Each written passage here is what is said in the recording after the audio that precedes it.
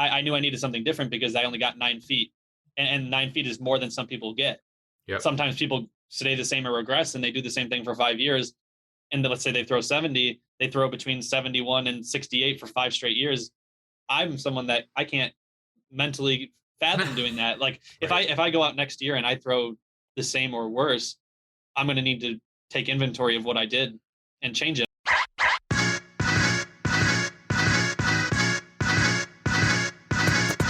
Hello and welcome to the Physical Preparation Podcast. I'm your host, Mike Robertson, and I'll be joined on the line later today by Scott Fuchs. Now, before we jump into this week's episode, I want to give you a quick recap of the month that was.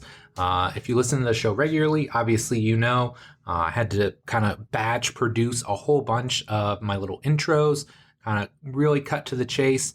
And so now I get to do this every week and kind of give you an update as to what's been going on. So a lot has happened in the last month, 99% of it being good.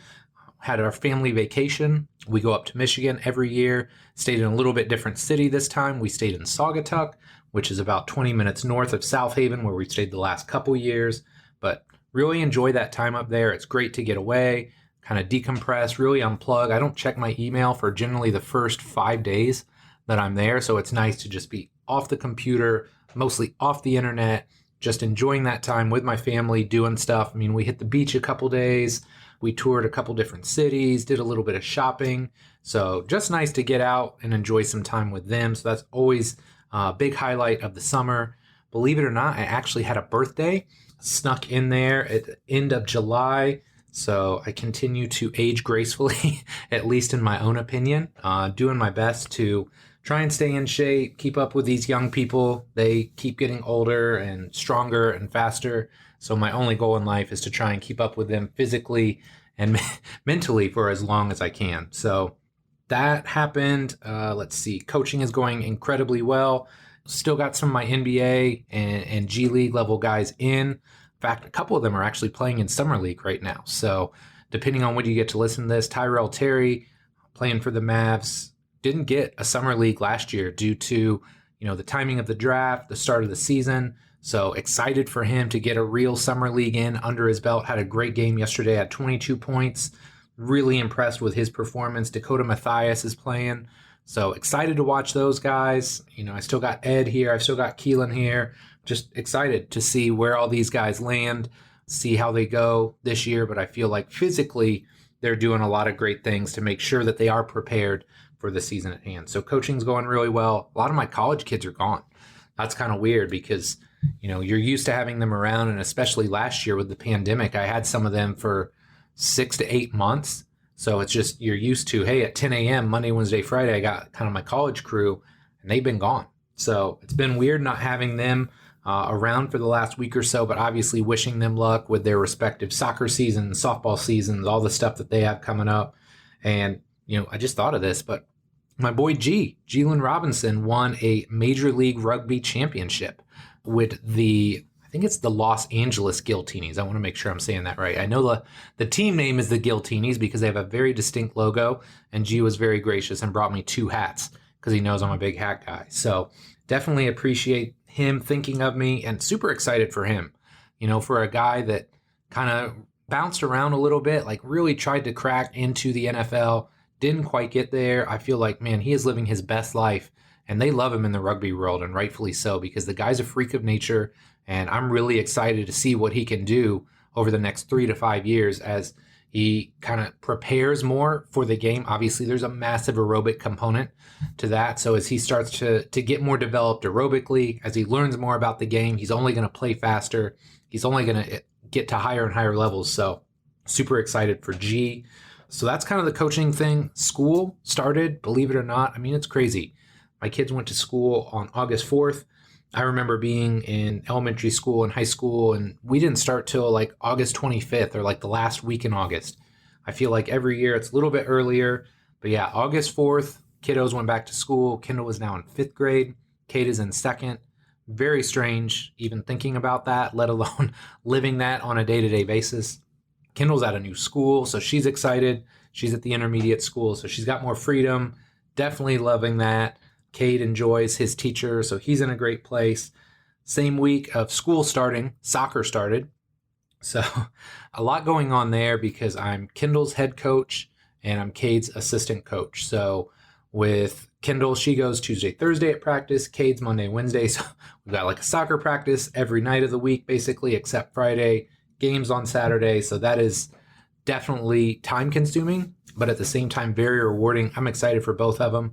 Cade is showing more interest and a little bit more coachability, which I love and kind of expect from him. It's hard at 7 sometimes for them to be coachable, but we talk about that a lot.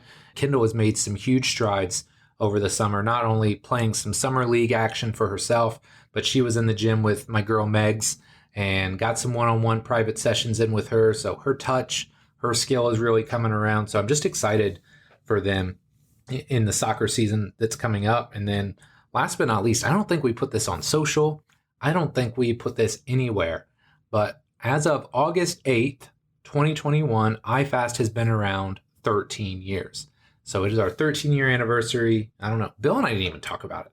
It's one of those things where, after 2020, just getting through that year, it's like, hey, we're in a pretty good place. But, we need to put that out there because it has been an amazing ride. And I just think about all of the amazing people in the sense of the clients and athletes that have come to our gym. But perhaps even more importantly, like the coaches, the trainers, the interns that we've been lucky enough to work with over the years, and to see what they've accomplished is truly rewarding. And, we just lost a great intern in Grace.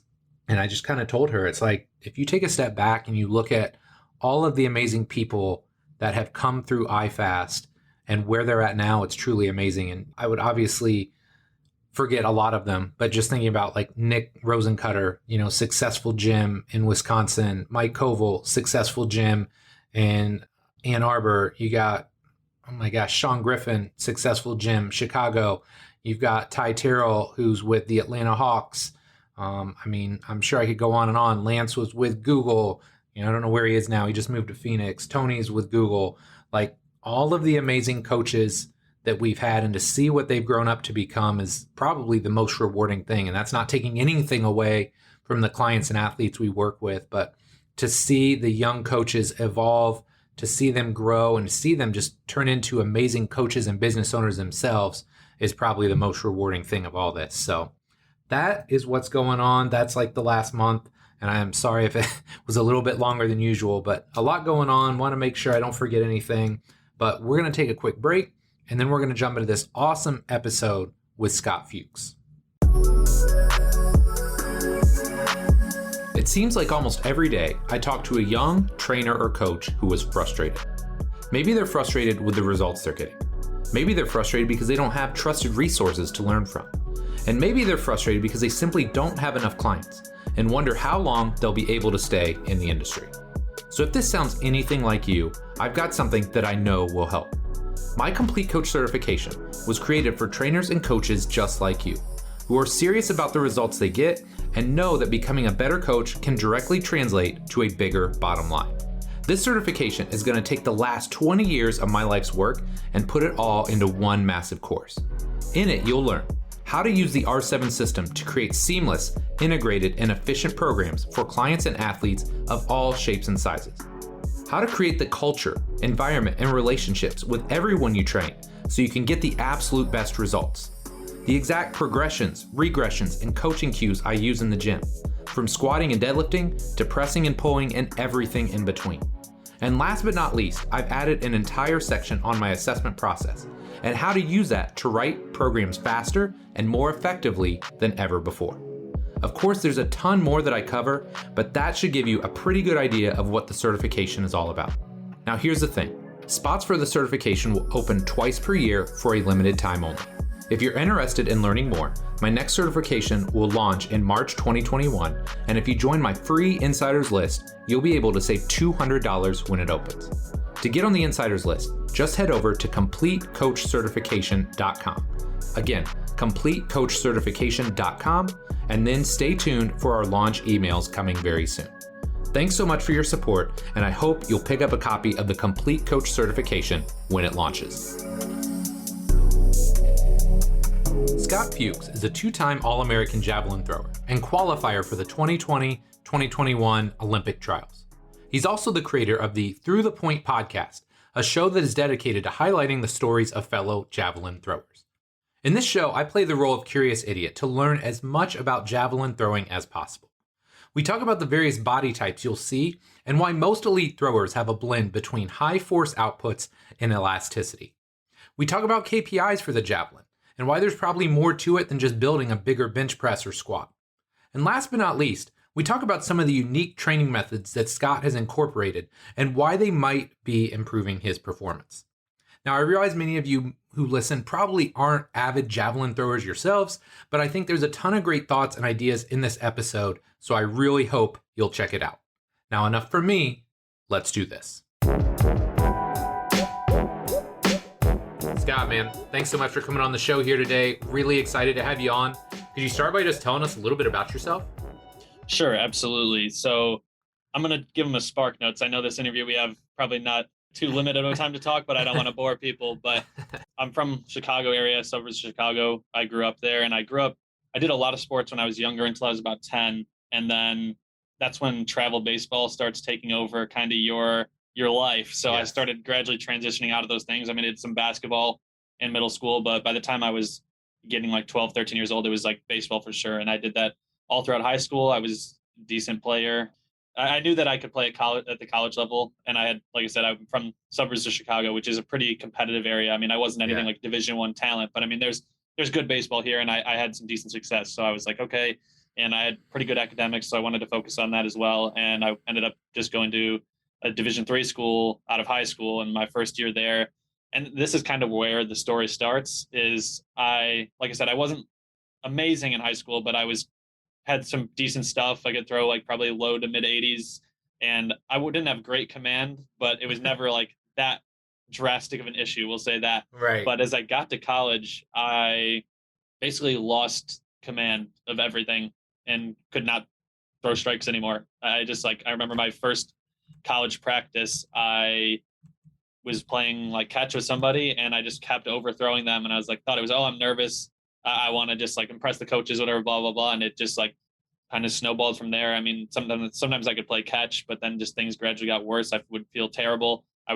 These are not like, I'm not throwing the ball like kind of in the dirt. It's like balls to the backstop all the time. Like it's bad. It's really bad.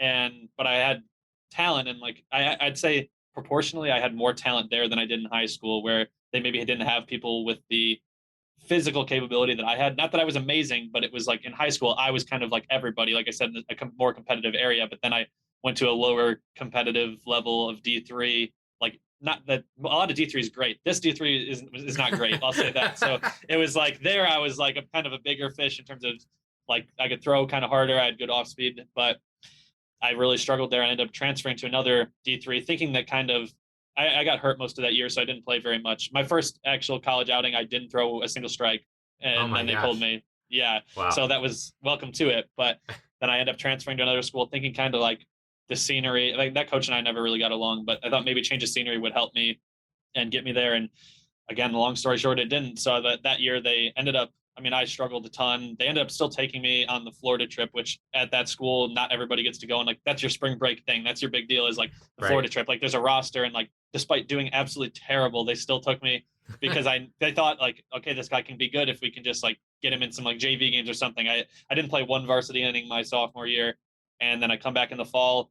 I'd actually played well in the summer league. I mean, there were some bouts with it, definitely for sure, but I do better. Come back in the fall, things were exactly the same.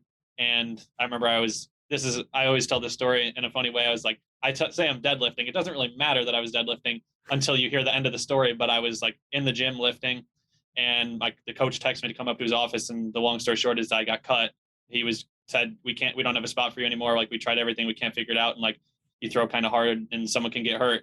Like literally he said someone could get hurt. Like, cause it was just so wild. It was that erratic. Right. And I say I was deadlifting because then I come downstairs. It's the only time in my life I did this. I just left all the weights on the bar and like went home to my room and cried. So whoever had to clean up those weights, I feel bad about it. But I was upset because it was just all stuck on there. But yeah, I ended up going back, and then I had probably 3 or 4 months off, and then I decided that I would give Javelin a try because I'm 20 years old at this point, junior in college, and never done track and field once in my life, not middle school or anything, never run a single track event, never been to a meet. And I just said, I don't know, I guess I'll try it. And then now I'm here talking to you on the podcast, but that was 2018. So my javelin career is not that long, even though it's been very eventful. Yeah. But I mean, that's kind of my backstory. And I ended up having a pretty successful career at that D3. And then I got a scholarship to go to Iowa State as a grad transfer. And I just finished up at Iowa State this year. So That's awesome, man. That's awesome. So what led you to the world of physical preparation? Was it just getting ready for baseball, or what got you started on this side of it? yeah, I would say in high school, it's funny too, because I graduated. I'm not super tall, dude. I'm like 5'10". High school, I was probably about that height, maybe like an inch shorter, but I was like 130, Oh, 5'10", wow. 130, 135. String There's some bean, pictures. man. Oh, yeah. Oh, yeah. I mean, I did some training, but it wasn't really lifting it wasn't, I did some exercise. It wasn't necessarily training, but I eventually my freshman year of college figured out or got in touch with like driveline baseball and tread athletics, which are two of the main like training and Yep. remote training. It was really remote training was what got me in there. So I started working with tread, and that was where I started understanding like what it takes to take the next step. And the part that's was tough is like in baseball, you're not necessarily rewarded in that. Like by the end of that year, I was a lot stronger.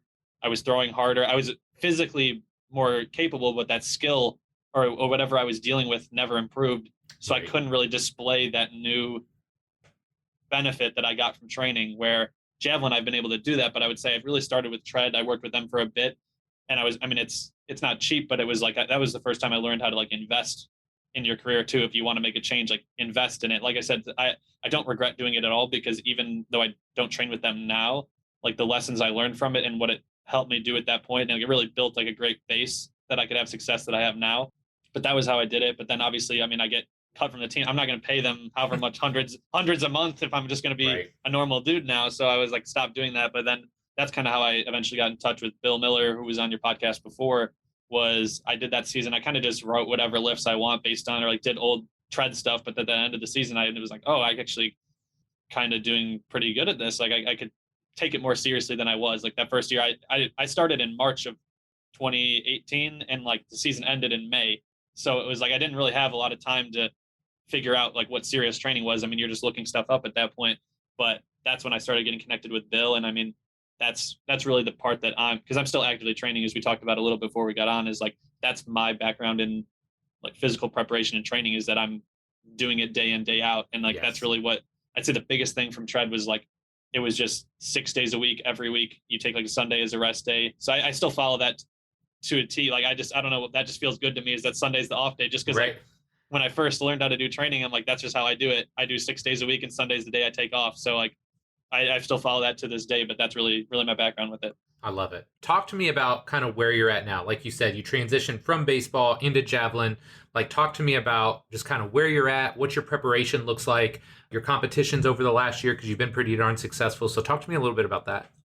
Yeah, and that's another really interesting aspect. Was it'd be disrespectful of me to not mention Kevin Foster from Javelin Anatomy, which is maybe a page that you have not heard of, but No. he's really popular in the baseball world, especially because he has some and he has different ideas. And that's the thing that I want to like, if someone were to listen to this and talk about it, because I love Kevin a lot. Everything he's done has helped me a ton. Him and Bill have been not working together without really knowing it. I kind of like put the pieces together from those two. But I mean, he has some ideas that go very against the conventional concepts of like javelin training. So he kind of gets backlash from the javelin community on certain ways, or people are not huge fans, maybe not of him as a human being, but like just what he puts out, they don't really like sometimes. Right. But for me, so this is I end up going to Iowa State, and I'll give a point of reference in meters. And people, we can talk about the javelin specifics later, but like I graduated from Beloit College, which is where I was at, and I'd thrown 60, 41. So which is like maybe I could do feet. It's just under 200 feet, about 197 feet, and I that was good at the D3 level. I was a D3 All American. I got seventh, but then I knew at the Division 1 level, I'm going to need to take a big step if I really want to be competitive again and do something like that. So I was training there. I did some stuff in the summer, kind of how I normally do it, and followed some ideas. But then like I get to the fall and winter, and I just like was better than I was, but I never really felt like I took the leap I needed to be at that. And there was just a point of frustration where I was like, I need some other idea. I just need some other perspective. And that's what I would recommend to anybody would be, I don't think Kevin's stuff is for everybody. And I think I would tell that to his face that I don't think necessarily it works for everybody, but people spin their wheels way too often. And that's the thing we can get into training later too, is like, I just felt like if I keep doing the exact same thing or what's supposed to work and it's not working, then it's not what's right. And so I Right. needed some other perspective, and he completely changed my ideas. And the season that I was supposed to have was going to be 2020. COVID cancels the season, and I stayed home for a whole year. I was sent home March of 2020, and I only needed one semester to graduate, so they let me take the fall off. So I didn't return to Iowa State till February 2021. Oh, wow. So I had a Okay. year of training with Bill and Kevin exclusively, of just doing what I wanted, and that just leveled me to something that I really never thought I could be, which I ended up this year. I got second in the Big 12, which it was the second best throw of the Big 12 season. Like, out of the guy who won it threw his best throw ever that day. And then Ah, I was second, but it was like my best throw was better than his second best throw on the season. Like, he had a 2-meter PR to win it. But I mean, he's a good dude. Really, I'm good friends with him. But he threw like 240 feet and I threw like 237. And like I said, I was throwing wow. 197, 195. And I had one throw over 60 meters in 2019. And this year I had 3 throws over 70 meters. Every single throw I took was better than the best throw I took in 2019. And that Wow. ended up, I was Big 12 silver medalist, I guess, All American. I made the final at the NCAA championship. I qualified for that, and I went to the Olympic trials. And I was in Eugene for about a month. Like, that was ended up being like, it was fun, but it was also a nightmare because we were just trapped in a hotel. But I mean, that level that I got to was like, I was better this year than I dreamed of being. Like, my goal was to throw 70, but the way I did it was like, I threw 70 outside the trials was kind of a mess. I mean, you're beat up by that point in the season, but I mean, the other 3 meets, it was the conference, the regional meet, and the national championship. I threw 70 in all of my postseason meets. And that Wow. was just like, I mean, it was just like, I had a sign in my room that said like throw 70 that I wrote in 2018. I wanted to throw 70 really bad. And I actually did it this year, and it was just better than I could have imagined. So, I mean, that's like why I feel like talking about this training is just like, I'm not a special dude. I'm really not. Like, I'm not gifted really in many ways, but like, training has changed my life. Yeah. No, that's awesome, man. Okay. So let's start with a really general question because, as I alluded to you before the show, I'm a total noob when it comes to javelin. I probably watch it like most people, like every 4 years, right? When it's on in the Olympics or something. But could you just start by breaking down a javelin throw? Like, what are the constituent parts of it? I'm glad, because I have a javelin podcast, and someone I interviewed before described it in probably the simplest way I could think of, is it's the only track and field event that has a run, a jump, and a throw all in one. So you Yeah. have a running component where you're running. I mean, that part's simple, but the jump is not really a conventional, like a high jump or a long jump. I'd say maybe the long jump is the most similar thing, but you're not going for max distance, but you like have an impulse, is really what the term impulse or penultimate. You kind of throw yourself into throw, and then obviously the last component is the throwing part. But it has all 3 aspects of track and field, because that's really what it comes down to. I mean, obviously pole vault's a little bit different where there's something else, but most events are either running, throwing, or jumping, and this has all of those parts. Yeah. No, that's awesome.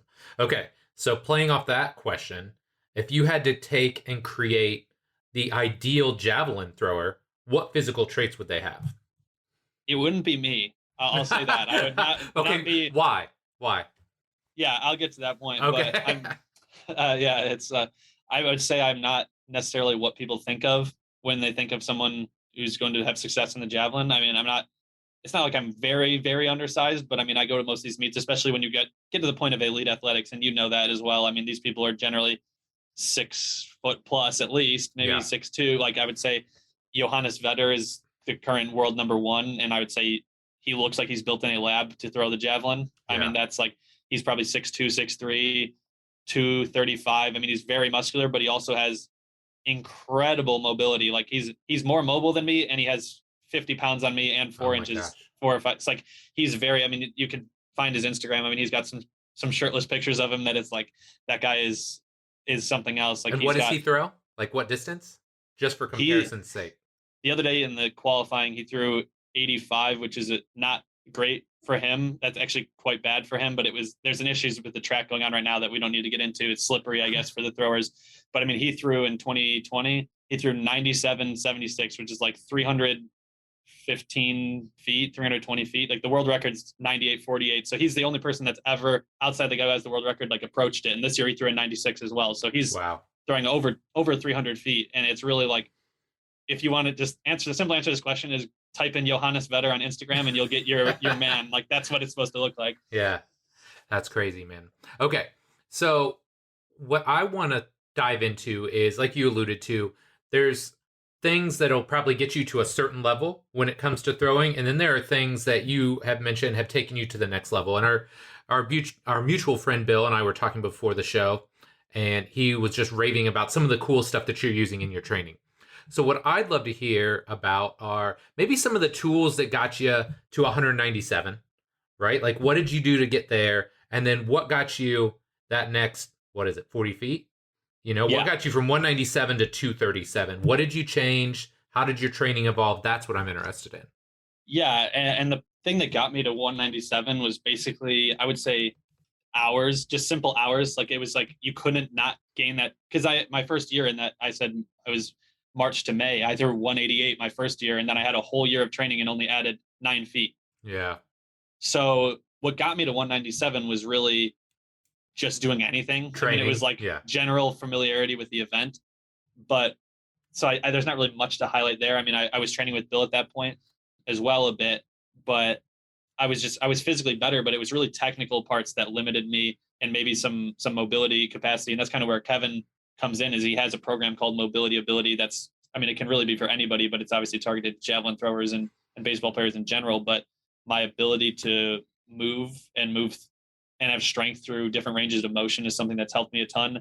Like you said, Bill works a lot with overload eccentrics and he does a lot of force velocity profiling as well. So we're doing medicine ball throws, I would say, is like, that's one of the only things that I'm physically elite at compared to, especially compared to the people that we're at. Like, and not, it's like interesting too, is how it's not like a medicine ball chest pass where I have a short range of motion, but when I can like take it over my head, bend back and throw it forward, like I, in general, am much better than the people that are in there. And it's so using that type of method. And like, I would say the biggest thing that people need to just factor in is like, are you improving as any athlete, but especially as a college athlete? And it's easy to tell that in track and field when I knew I needed something different because I only got 9 feet and 9 feet is more than some people get.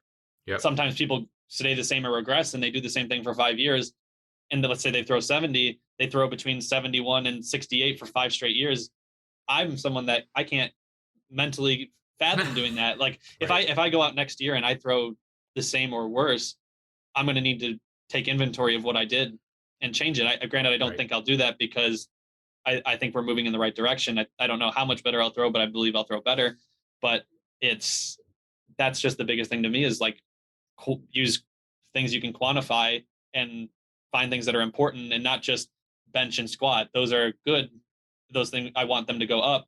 But like with medicine balls, when we would track the velocity of that, track the distance on those throws, or track anything where you can just see that, okay, this is a little bit more sports specific and it's getting better. And that's like kind of what I do with the mobility. Obviously mobility is a lot harder to quantify, but Kevin has you take like every 2 weeks, I think 2 or 4 weeks, photos of the position. Like you go through the program and then you take a photo of the position, because there's like 6 main ones he wants you to focus on. Do you move better through that, like front split or back bridge or things like that? Do you have more range now than you did when you started? If not, let's change it. And that's really like what the two of them like have differing ideas on some things, but the main thing that we all understand and agree on is like, am I getting better or am I not? And if I'm not, how can we make it get better? Instead of just, this is what you're supposed to do, this is right, do it until the cows come home, and then you graduate 4 years later and you're maybe marginally better than you were. When I was able to go from being a solid D3 thrower to a very successful Division I thrower in a short time, and something that I wasn't physically gifted, that I'm not anything special. That's really what I tell a lot of people. I'm like, I'm more of what is possible and less of, wow, look at that guy, he did something that's impressive. Right. Okay. So one thing I'm interested in, and I don't know if you know this, but my business partner Bill threw Javelin in college at Purdue. So I know I know just enough, and I know what he's talked about. And one thing he talked about was just the beating that it puts on your shoulder, right? And just like these extreme ranges of motion. So one of the things that again, Bill and I talked about you behind your back before we came on the show. But he talked about your use of in-range isometrics, because like you alluded to, you need this range, but you also need to have stability and control in that range. So could you talk a little bit about that and maybe where you use those? 100%. And I think that's a great thing that maybe I didn't even think of when getting on the podcast is that's like Bill talks about this too. I think he even said it. I think it was on your podcast. You talked about it, but it was like when you add too much velocity too fast to a baseball pitcher, that's when you get put in a potentially dangerous situation. If someone goes from 80 to 90 in 6 months, 5 months, that's a lot more stress. And if you gain that range of motion, but you don't have any strength in that position, then you might be doing the exact same thing in javelin world. But yeah, we would add those in different ways of like, he uses a lot of the crane scale to like get a number in it. And like one position that you'll get in is like kind of your block, or like with the position you throw out of. And normally your arm is, they talk about having a long pull, which is just a longer range of motion to apply force to the javelin instead of having your arm close to your head. Like baseball, you have it further back. So we'll grab that and do like an 8-second isometric with max effort, and it gets you a number on there. And we see, okay, but I don't know. I honestly don't know what my number is off the top. I'll just say 80 pounds just to make it easy. Sure. We'll just say it's 80 pounds. So we want that number is really important, because that's going to be the position you're in, where if we just measured bench press weight, you're never in that. But bench press weight can definitely help that, but you need to make sure you're quantifying in other ways as well. So I would say that's like how we use it. A lot of times it's quantifiable with a crane scale or a different, and sometimes it's not. I mean, sometimes you'll just do isometrics either for long durations or max effort for short time. But a lot of times we're using a crane scale or finding a way to, Bill just loves quantifying things, like I said. So we're just finding ways to make sure that we're in certain positions. Like we'll do a pullover is a huge lift for the javelin, where you're like have the bar over your head, you're on a bench laying back and you like reach back and go. It's like a lat exercise, but he'll attach it to the bottom of a squat rack, and I'll pull on that, and we'll see, okay, you're improving in those areas. So it's really like, are you strong in the areas that are used during the throw? I mean, it's simple.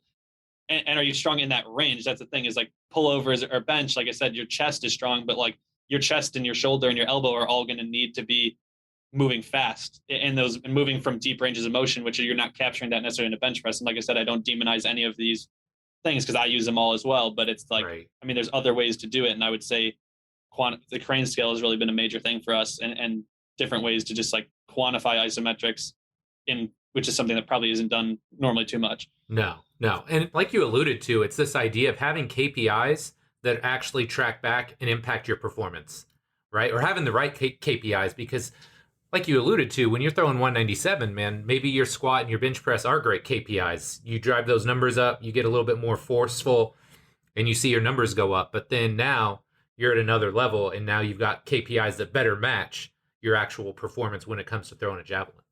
And that's one thing too, is I felt like I had a very good experience at Iowa State. So this is not to trash talk anything, but my coach was really big on squatting. And like I said, I'm like 5'10", I was probably 5'10", 180 at the time. Yeah. And my squat was like 375. And like, this is like a real full range squat. I'm not like, they were strict on that, but it was like, felt like we were squatting too much, to the point that if I wanted to throw 70 meters, if I'm squatting 2 times plus my body weight and I'm 180 squatting almost 400 pounds, 450 isn't going to make me throw 75. Exactly. There's other ways. There's definitely other spots. Like that's not the missing link. So that's like finding the things that indicate exactly like you said, like what a KPI is, like getting the right ones. Cause there's indicators everywhere. You can indicate things from plenty of different ways, or indicate that, wow, all my guys got stronger this off season. But then when we go and measure, they go to meets and they measure the throw, and they throw this marginally better, the same, or worse, then that's not necessarily the best KPI. But for me, we were using different things. Like when I didn't have a radar gun, it was med ball throws for distance. Or, I mean, obviously we want these. It's not saying we don't want the lifts to go up, but that can't be the only thing you track, because there's other ways to improve, or there's other ways to track improvement and like do that more effectively, I guess, to like. That makes perfect sense. So this actually leads really seamlessly into another question I had, because you keep talking about your frame, and then you talked about Jonas. Vetter, yeah. Yeah. So, I mean, that sounds like a pretty jacked up guy. But what would you say the body shape is for the majority of these guys, right? Are they like the bigger, like stronger type guys? So I would describe them as either like more force dominant creatures or more elastic dominant creatures. And I would think it would be more on the elastic side just because you've got the run up, you've got the jump, you've got this long lever, I would assume, through your shoulder. But what do you see? I would say it's probably you want to be in the middle of both because Okay. it's going to take both to throw far. But I would say the build, if you're just going to picture somebody, would be what you would see in like an elite sprinter in Okay. general. Yeah. Is someone that's like where a distance runner is really kind of Frail. yeah, exactly. Frail is a great way to put it. Frail. I just lost all of my endurance athletes that listen to this show, yeah. but that's all right. And I lived with them, so I can say it. But yeah, they're definitely on that like a sprinter side where they've got the muscle, but there's so many elastic components that I think I know dudes that are way more jacked than me, and I'm pretty good shape. But I mean, they'll be bigger than me. Their lifts are bigger than me, but I have that elastic component, so you can't get too lost on either end. Where like a high jumper is so elastic, but they're normally tall and skinny. They're probably not going to throw super far, even though they have the elastic component as good as anybody does. But then someone who's way on the force end too kind of misses out. So I would say like the elite people are definitely going to have an elastic component that the lesser people do not have. Like an average college thrower could probably be maybe in the same strength realm as some of them. Not average college thrower, a good college thrower, or like someone who's on the stronger end of college throwers, I guess is a better way to put it, can put up probably similar weights as maybe some of the elite people. But the elite people have an elastic component that they don't have. And I think that's the part that gets missed, especially in the United States, where the US is not historically good at javelin compared to some of these other countries. And I think that comes with the backgrounds of baseball and football, especially, and baseball really more of like, yeah, we have great throwing arms, but most of the throwing is done from a stationary position. If you're a pitcher, I was a pitcher, so there's a lot of parts with the run up that I struggle with. They're like delivering a throw while on the run. Yes. Compared, so like a lot in the US, they'll run up, stop, and throw the crap out of it. Where like you really like the best people are really, it's a run with a throw where you instead of a throw with the run. Where America just like thinks like, oh yeah, we just jog in a little bit and then rip it. Where they're like they kind of combine the two. So I'd say that's really what it is. It's like you definitely need that elastic component to become elite. Yeah. No, it reminds me, if you haven't listened to this podcast, check out Stephen Jones. I don't know if you know he is. It's all Stephen Jones. Yes, I love Stephen Jones. I love his stuff, and I just love, because cricket bowling seems very similar, right? Where there's that big run up. It's almost like a big crow hop into that straight arm throw. So I love his stuff, man. He's very sharp. Oh, yeah. It's not the exact same action, but like what you need is very, very similar. Yeah. And I would say the only difference is in javelin, you're going to need more strength than cricket because, I mean, granted, the implement is just heavier than the cricket ball. And also cricket bowlers are bowling many throws repeated. Where we're, so there's like you need like a bit of an aerobic component that he talks about, or like anaerobic, where ours is like you throw and you probably sit for 5 to 10 minutes because everybody's going through. Sure. And it's maximum of 6 throws in a competition is the absolute max you could do. It's 3 or 6.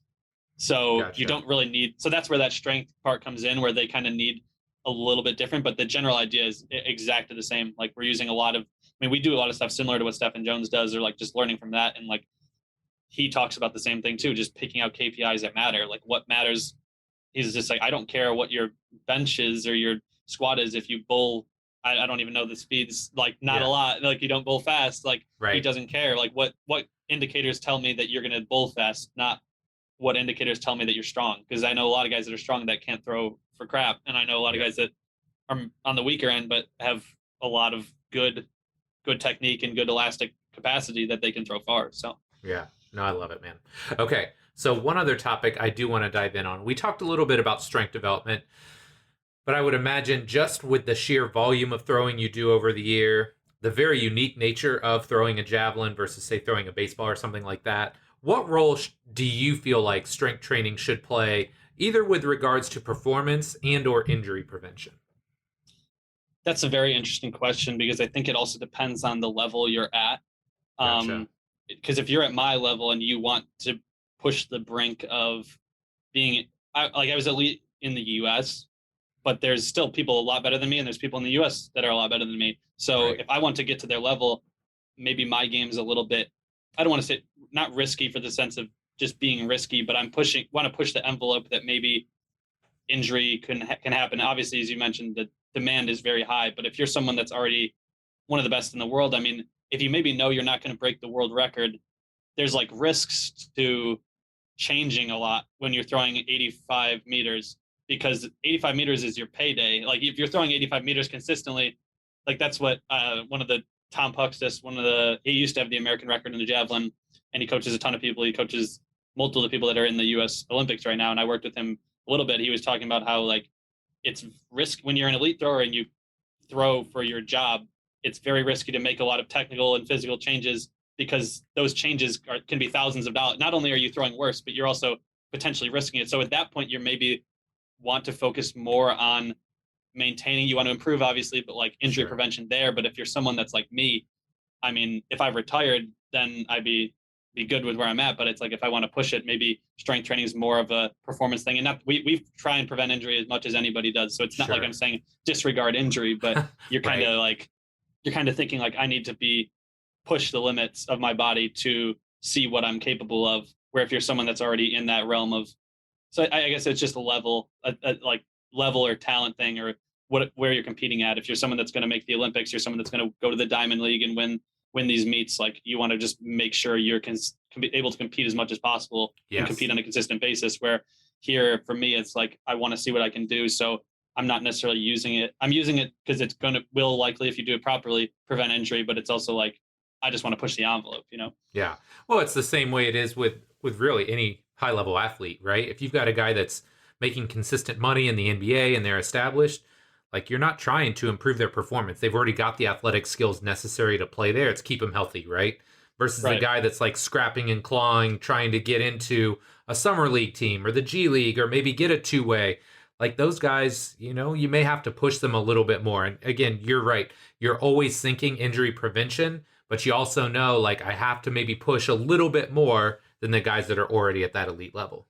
Right, exactly. Just the risk versus reward component. Like, just what do you need out of it, and where do you need to get to? Like you said, I mean, you said it perfectly. I think that's exactly kind of the situation I'm in. Is like, there's definitely people that are established as, and in the U.S. it's really not lucrative to be a javelin thrower. But this is is more of like I guess for like people that are in Europe, that type thing. I mean, some U.S. people do okay, but it's really more to them that they should try and focus on like using it as more injury prevention, like you said, not risking what they have compared to different scenario. Yeah, for sure. Okay, my guy, big question time. If you could alter the space-time continuum and give young Scott Fuchs one piece of advice, what would it be? And you're young anyway, but so I'm keeping in mind here, this is a limited time. But I would say, like, because I played only baseball from probably like 12 years old till I was 20. And I felt like I really put myself into that baseball life, and there was nothing outside of that. Yep.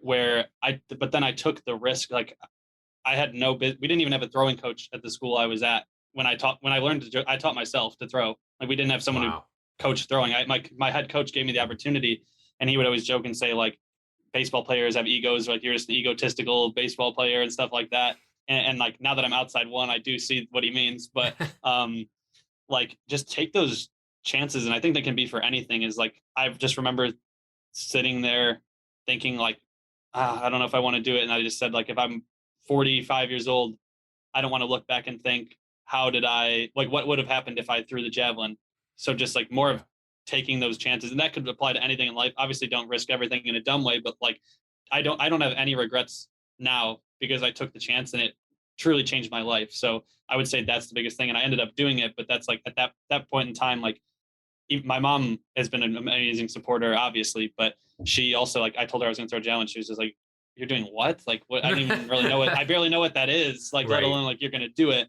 So like, it's just take those chances, or like, don't miss opportunities that you could potentially regret. So I think that is like the biggest thing that I've learned now from what I didn't know then, or like was on the fence about then, would be like, you have to do that. Obviously this scenario is just one thing of that, but there's plenty of other opportunities that come up in your life that I think if you want to try it, like, don't live with the regret of not doing it.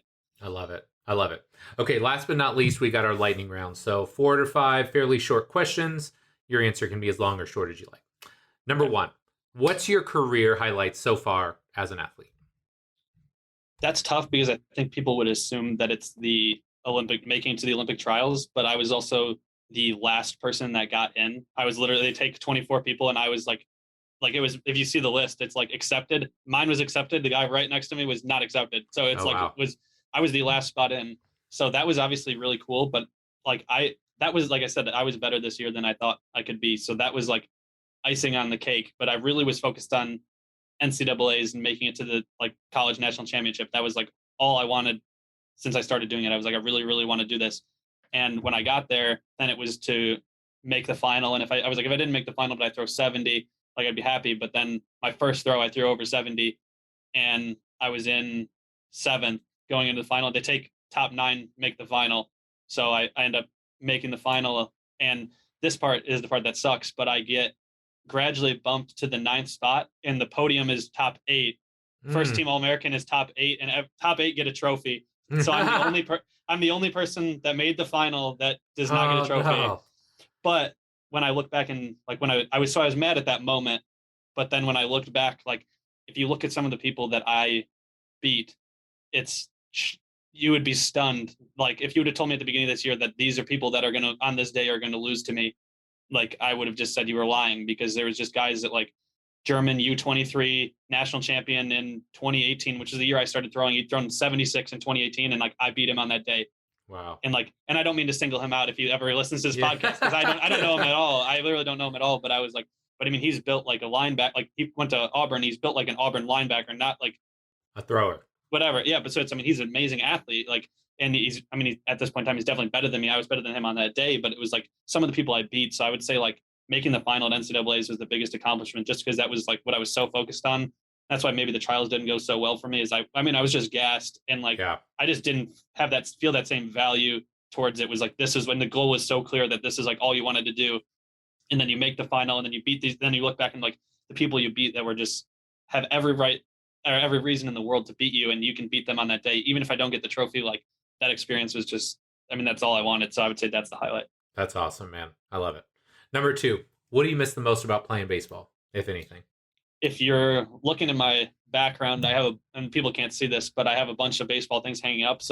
But weirdly enough, I missed none of it. I literally missed none of it. I have no desire to play any type of men's league or anything ever again in my life, just because, I mean, the end of baseball, like I said, I loved it. I'd be someone that turned on the Orioles Reds. No one cares about that game, but I would turn it on and watch it just in the summer. And now I just like, I mean, I watch the Cubs sometimes because I'm a Cubs fan, but other than that, I mean, I just don't miss baseball in a lot of ways, because I think I don't want to like over exaggerate, but I mean, it's a little bit traumatic. Like by the end, it was like, I mean, it was really, really hard on me when I was dealing with that. So I mean, I just think that's maybe part of the reason I don't have any real desire to do it. Like I think like hitting batting practice is fun sometimes, or like because Bill trains out of a baseball facility, so I'm around baseball all the time still. But like sometimes I'll hit like off a tee, and we just like radar like exit velocity, like a lot of people do, and that's I'll throw that in quick. Like when I was playing baseball, I think the best I ever hit was like 90 off a tee, and then I didn't swing for like 2 years. And last summer I hit 102.3 without swinging. Wow. Like, so that's another, like, that's kind of a KPI in and of itself. That's just raw rotational ability. Like I suck at hitting. I'm not going to, if a pitcher's throwing me, a good pitcher's pitching me, I will not get a hit. But like a ball that's sitting on the tee, like I didn't even practice swinging, and I was significantly better. So that was another thing that told me like, okay, and it's not like if I don't get better at that it's maybe I'm not getting better, but it was like that point was like I've definitely reaped some gains of like just rotational capacity when I was able to do that. So I mean, that part's fun sometimes, but like in terms of actually missing it, I really don't. Yeah. Okay. That's fair. Okay. Number 3, talk to me a little bit about your podcast. Yeah. So I have a podcast called Through the Point, which is like a Javelin joke, I guess. Like, as if your coworker knows about it, he would know what throwing through the point is, but that's just like proper application of force to the javelin. Is like the most basic coaching key. Is just like, all right, throw through the point. So you throw it and it just goes straight. But the podcast was actually my part of my master's degree for Iowa State. It was not like it's now it's a passion project, but that was like my thesis, was doing this podcast and like interviewing people. So I couldn't have gotten a better. That's cool. Yeah, it was awesome. So I was able to do that, but I really kind of stay. It's funny that we're on a training podcast, but I do stay out of the training idea mostly because, like I said, javelin training is a bit contentious sometimes, and I don't want to like be putting out things that I feel like I'm putting out what I think is right and what other people do is wrong. So I really tell more of the background of throwers and like get their story, and it's more of like a promotion of the sport than it is cool. Like a you should do X, Y, and Z if you want to throw further. And if people want to add theirs in, that's fine. But I really kind of stay out of that realm when I'm doing it. And I think there's nothing wrong with it. I just wanted to be something, especially when it was a school project, I wanted it to be something that everybody could support and could Yes. get behind. That's like, I've maybe had a few like critics, but most of the time it's critics to my face, at least. Who knows what people say behind my back. But I mean, but like most of what I receive is very positive, just from, you're doing a lot for the sport. Thank you for like promoting the sport, posting videos, like learning more. Like I interviewed Johannes, the guy we were talking about earlier. I was able to interview him, which was like a huge get, obviously. I mean, he's number one thrower in the world right now. So, I mean, that part has been awesome, but it's really, podcast about javelin if anyone on here has any interest, but don't expect javelin training for the most part. It's more of like how this person got in, what are their career highlights, like what does it mean to them and stuff like that. That's very cool, man. All right, last but not least, number 4, what's next for Scott Fuchs? That's a question I've been getting a lot, obviously, as I leveled up to a level, like I said, I didn't know was possible. So you go to the Olympic trials and everyone immediately goes, so Paris 2024, right? Like you're going to like, and it's, my answer is like, yes, but no, because it's not a no for sure. Yes, but maybe, I guess is a good way to put it, is I want to, now that I'm out of college, I want to enjoy this off. It's a very different environment. And so far I've really enjoyed it, but you don't have your meets spoon fed to you. You don't have your equipment spoon fed to you. You don't have your training, all these things. It's like, you have to make do. Like the other day, and this is one thing that I've been working on a lot with Kevin. We've been doing a lot of like barefoot running to work on like elasticity and doing just a bunch of stuff like that. But I was doing my barefoot running at like a youth turf baseball field. Just I was driving by and I was like, I'll just stop here and do it. Like that's something you don't really get at the college level. And I enjoyed it, but it's also like, my basic idea is I want to enjoy the 2022 season and what it takes to get there before I decide, am I doing 2024? Because in the time from now till then was, in 2018, I'd barely thrown the javelin or never thrown the javelin. So I'd not like a lot can change in those 3 years. So that's kind of my thought process, is like, let's make sure that this year is good and you enjoy it and it just makes sense before you decide to commit immediately to the next 3 or 4 years, like exactly what you're going to do. And it's like, not that I'm not putting that best foot forward, and it's something that'd be amazing. Obviously, watching the Olympics on TV like makes you really want it even more, and being at these higher level makes you want it. But it's like, let's just make sure that this year is fun. Like it needs to be fun the whole time. I don't want to do it and make it become a chore. Like, and it's not a chore right now for sure. And I'm definitely enjoying the training I'm doing, but I also just don't want it to get to that point. I love it. So just for reference, where are you at now? What's your best throw? 72-12. 72-12. And ballpark to qualify, where do you think you need to get to? So the qualification system is really weird. So that's, I guess, the valuable thing. So automatic qualification mark is 85. If you can throw 85, you automatically qualify. Okay. But they set that mark so about half the field can get. It's generally they want like half the field to reach that. So it's not everybody in the Olympics has thrown 85. Okay. And that point, it comes to world standing, and it's like a world. So each meet has like value to it. There's like a grade, and you get more points for throwing well at the meets that matter more. So my Big 12 championship, and the system is pretty harsh. Like Big 12 championship's an F. It's worth nothing. And that's where I threw my best throw. Yeah. So it's like, that means basically 0 in their mind. But then as you move up in like the meets, so it's like 80 meters at an A grade meet is probably worth more in the world standing than 81, but at an F. Okay. So it's like, if you're not going to throw 85 meters, you kind of, and there's 2 people from the US in the Olympics, and one of them actually threw 85 after the trials, but he was already qualified pre 85 because they'd both thrown like in the low 80s at meets that mattered. So they put them in the top 32 of the world standing, and that's really what it gets. So you're going to need to break 80 to make the Olympics for sure. Yeah. And it just depends on where you're doing it. So I would say like minimum, I would probably need to throw 81. Okay. That's at a minimum, but there's, I mean, the further you throw, the better your chances get. So I'm not going to say like, we'll stop once I get 81, because that's definitely like fringe. That's fringe for sure.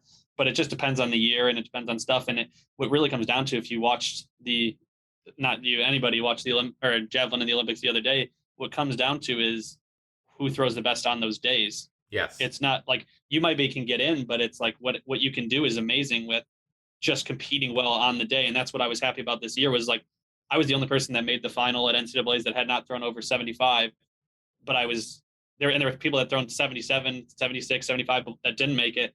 But it was because I competed on that day, where like, you think these numbers, you see all these people that here, like this is the last thing, I guess I don't want to talk too long, but the regional meet, is the toughest meet of the year because they take top 48 from the West and East. And obviously you're at your own regional, and only 12 make it to NCAAs, and there's no finals. So everybody gets 3 throws. It's 48 people, and only top 12 make it. Wow. So, but you look at the list and you're like, wow, this is crazy. Like there's 17 people that have thrown 70. How am I going to like make it?